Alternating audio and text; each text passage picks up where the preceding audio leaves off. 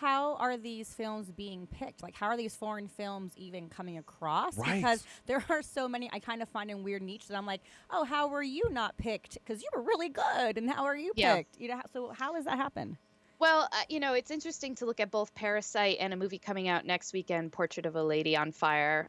They were both movies that were at Cannes, which is, the most important global festival. And they also both were acquired by the same company, which is Neon. And Neon is the sort of film distribution arm of the Alamo Drafthouse, which is, kind of a national chain of movie theaters, kind of for cinephiles. And you can sit in your seat and have a drink and dinner while you're watching the movie. And I think Neon has been partly kind of focusing on films that are kind of artistic and maybe appeal to people who love movies and are willing to try something a little bit risky, like, for instance, reading subtitles. I know people still complain about subtitles, but I think most people around the world are quite used to reading subtitles because they're watching Hollywood films, and maybe we can, just sort of get a little bit of courage and do it ourselves. But how do these countries lobby these films? Because I know you were telling me something interesting on the phone yesterday, which I had no idea, and I really think you should let the listeners know about this because I think it's going to shock everyone.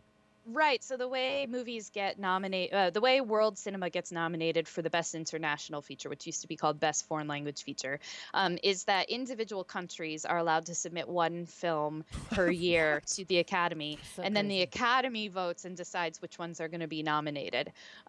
This is interesting, right? Because sometimes, for instance, a country might have more than one film per year that would be perhaps eligible. But then the bigger deal for me is that there are countries where the best film might not be nominated because that director is critical of the government. So this is countries it's like we're China. voting on world leaders, right? It's like how we lobby for Oscar votings here in the United States. It's like we're looking for our next presidential candidate and we're treating it like a campaign.